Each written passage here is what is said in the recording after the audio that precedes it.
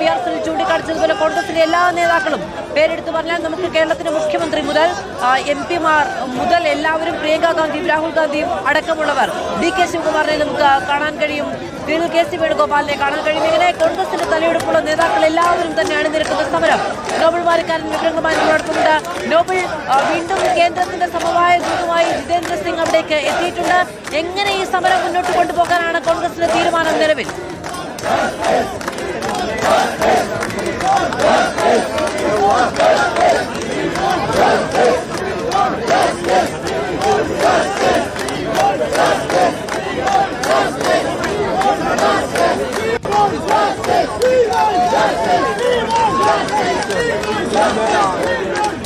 മധു, ജിതേന്ദ്ര സിംഗ് അല്പസമയത്ത് തന്നെ ഇങ്ങോട്ട് എത്തുമെന്ന് നമുക്ക് മനസ്സിലാക്കാം. നമുക്കിപ്പോൾ ദൃശ്യങ്ങളെ കാണാൻ കഴിയും. രാഹുൽ ഗാന്ധി ഈ പറഞ്ഞ പ്രതിഷേധിക്കുന്ന MP-മാർക്ക് മിഠായികൾ വിതരണം ചെയ്യണം. പല ആളുകളും വളരെ ക്ഷീണിതരാണ്. അവർക്ക് ഓരോ മിഠായികൾ വെച്ച് വിതരണം ചെയ്യുന്നതാണ് നമുക്ക് ദൃശ്യങ്ങളിൽ കാണാൻ കഴിയുന്നത്.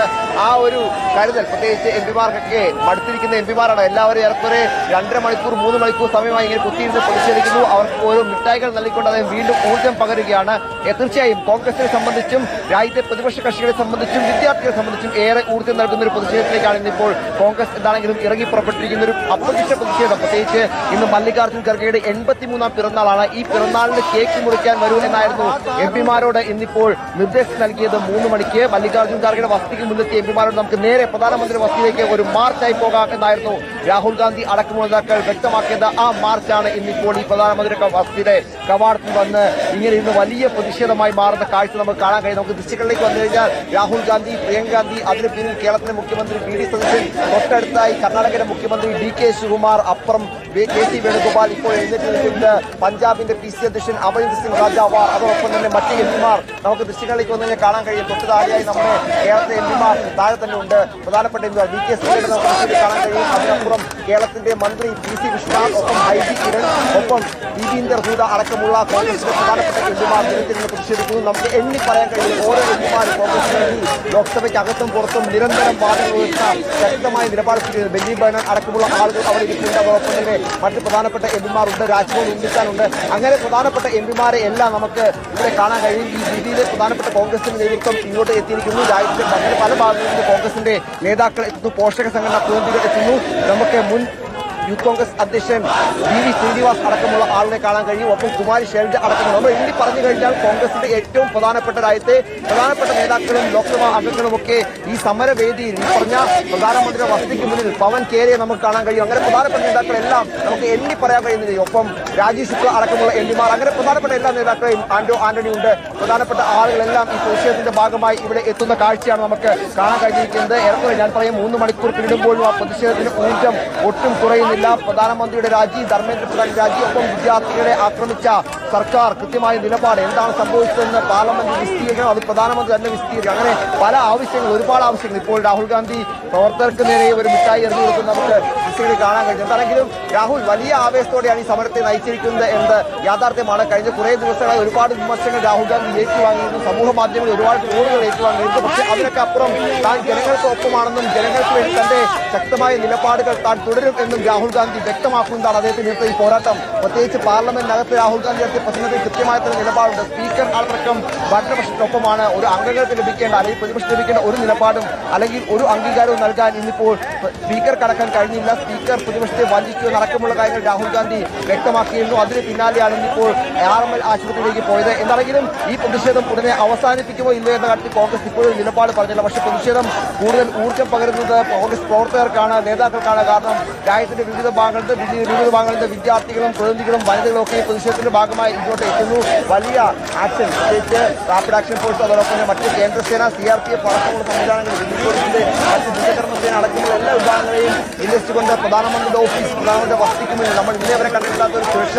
പ്രത്യേകിച്ച് എനിക്ക് തോന്നുന്നു 2014 മോദി അധികാരത്തിൽ വന്നു. 2014 മോദി അധികാരത്തിൽ വന്നതിന് ശേഷം ഒരുപക്ഷെ ആദ്യമായിരിക്കും ഈ പ്രധാനമന്ത്രി വസതിക്ക് മുന്നിലേക്ക് ഇങ്ങനെ ഒരു പ്രതിഷേധം എന്ന സാഹചര്യം ഉണ്ടായത്. നമ്മൾ നേരത്തെ പറഞ്ഞതുപോലെ അപ്രതീക്ഷിതമായി കോൺഗ്രസ് നടത്തിയ കൃത്യമായ നീക്കമായിരുന്നു. ആ നീക്കമാണ് വലിയ പ്രതിഷേധമായി ഇങ്ങോട്ടെന്താണെങ്കിലും മാറിയിരിക്കുന്നത്. ഇത് തീർച്ചയായും ജന്തർ മന്ദർ നിൽക്കുന്ന പ്രതിഷേധക്കാർക്ക് ഊർജ്ജമാണ്, രാജ്യത്തെ യുവാക്കൾക്ക് ഊർജ്ജമാണ്. തങ്ങൾക്കൊപ്പം രാജ്യത്തിന്റെ പ്രതിപക്ഷ നേതാവടക്കം ഉണ്ട് എന്ന സന്ദേശം നൽകാൻ കൂടിയാണ് കോൺഗ്രസ് ശ്രമിക്കുന്നത്. പ്രിയങ്ക ഗാന്ധി കൈകൊട്ടി പ്രവർത്തകർക്ക് ആവേശം പകരുന്നുണ്ട്. എന്താണെങ്കിലും വലിയ ആവേശം ഈ പറഞ്ഞ 3 മണിക്കൂറിലേക്ക് അടുക്കുമ്പോഴും ഒരു ഇഞ്ച് പോലും ആവേശം കുറയാതെ കോൺഗ്രസ് പ്രവർത്തകർ അവരുടെ ഈ സമരം ഇവിടെ നേതാക്കൾ എംപിമാർ ഇവിടെ സമരം തുടരുകയാണ്. പല ആളുകളെയും ഇതിനോട് കരുതൽ തടങ്കലാക്കിയ സാഹചര്യമുണ്ട്. പക്ഷേ അതുകൊണ്ടൊന്നും തങ്ങളുടെ പോരാട്ടം ഇല്ലാതാക്കാൻ കഴിയില്ല. പ്രധാനമന്ത്രിയുടെ രാജി അടക്കമുള്ള ആവശ്യങ്ങൾ ഉന്നയിച്ചുകൊണ്ട് കൃത്യമായ നിലപാട് ഉയർത്തിക്കൊണ്ട് ശക്തമായ പ്രതിഷേധത്തിലേക്ക് കോൺഗ്രസ് കടന്നിരിക്കുന്നു. ഇന്നലെ തെരുവിലും വിദ്യാർത്ഥികളും യുവജനങ്ങളുമാണ് പ്രതിഷേധം നടത്തിയെങ്കിലും ഇപ്പോൾ കോൺഗ്രസ് ഇന്നത്തെ പ്രതിഷേധത്തിന് പല ഘട്ടങ്ങളിൽ നമുക്കറിയാം വിദ്യാർത്ഥികളുടെ പിന്തുണയായി യുവാക്കളുടെ പിന്തുണയായി കോൺഗ്രസ് എംപിമാരൊക്കെ തെരുവിലേക്ക് ഇറങ്ങിയ കാഴ്ച നമ്മൾ കണ്ടതാണ്. കോൺഗ്രസ് ജനതാ പാർട്ടിയുടെ പ്രതിഷേധത്തെ ഒരുപക്ഷെ കോൺഗ്രസ് നേരിട്ട് പിന്തുണയ്ക്കുന്നുണ്ടാകില്ല. പക്ഷേ വിദ്യാർത്ഥികൾക്കും യുവാക്കൾക്കും നേരിടുന്ന ഒരടക്കമത്തെയും കോൺഗ്രസ് തള്ളി പറയുന്നില്ല. അവർ തെരുവിൽ പോയി സമരം ഇരിക്കുകയെന്ന് മാത്രമല്ല സമരം മറ്റിടങ്ങളിൽ ഇതുപോലെ തന്ത്രപരമായ ഇടങ്ങളിലേക്ക് എത്തിക്കൊണ്ട് രാജ്യത്തെ തന്നെ സമരം നടത്താൻ തങ്ങൾക്ക് കഴിയുമെന്ന ഒരു പോരാട്ട രീതി കൂടി എന്താണ് കോൺഗ്രസ് പങ്കുവയ്ക്കുന്നു. രാഹുൽ ഗാന്ധി അടക്കമുള്ള നേതാക്കൾ അവരുടെ പ്രതിഷേധവുമായി ഇപ്പോൾ പ്രധാനമന്ത്രിയുടെ വസ്തുതയിൽ തുടരുകയാണ്. ജിതേന്ദ്ര സിംഗ് അദ്ദേഹം കേന്ദ്രമന്ത്രി ഇപ്പോൾ വീണ്ടും യൂസുമായി ഇങ്ങോട്ട് എത്തുമോ എന്നടക്കമുള്ള കാര്യങ്ങൾ നമ്മൾ നോക്കിക്കാണുന്നു. എന്താണെങ്കിലും വലിയ പ്രതിഷേധമാണ് ഇപ്പോൾ ഉണ്ടായിരിക്കുന്നത്. ആ പ്രതിഷേധം വരും മണിക്കൂറിൽ എത്ര നേരം നീട്ടിക്കൊണ്ട് കോൺഗ്രസ് പോകും, പ്രവർത്തകരെ നേതാക്കളെയൊക്കെ ഇനി ഇവിടുന്ന് അറസ്റ്റ് ചെയ്ത് നീക്കുമോ എന്നടക്കമുള്ള ചോദ്യങ്ങൾ പ്രസക്തമാണ്. ആദ്യഘട്ടത്തിൽ നേതാക്കളെ പലരെയും ഇവിടുന്ന് ബലം പ്രയോഗിച്ച് അറസ്റ്റ് ചെയ്തുകൊണ്ട് പോകും നമ്മൾ കണ്ടതാണ്. പക്ഷേ എംപിമാർ പലരും വഴങ്ങാതെ വന്നതോടെ ആ നീക്കം ദില്ലി പോലീസ് ഉപേക്ഷിച്ചു. പല ഘട്ടങ്ങളിൽ രാഹുൽ ഗാന്ധിയുടെ സുരക്ഷയിൽ ദില്ലി പോലീസ് തമ്മിൽ തർക്കങ്ങളടക്കം ഉണ്ടാകുന്നു നമുക്ക് ശ്രദ്ധയിൽപ്പെട്ടു. കാരണം ദില്ലി പോലീസിനെ കൂടെ കടന്നതായിരിക്കും നമുക്കിപ്പോൾ കാണാൻ കഴിയും. CRPF അതായത് രാഹുൽ ഗാന്ധിക്കുള്ള സുരക്ഷ, രാഹുൽ ഗാന്ധിക്കും പ്രിയങ്ക ഗാന്ധിക്കും CRPFന്റെ സുരക്ഷയുണ്ട്. ആ സുരക്ഷാ വലയം എന്താണെങ്കിലും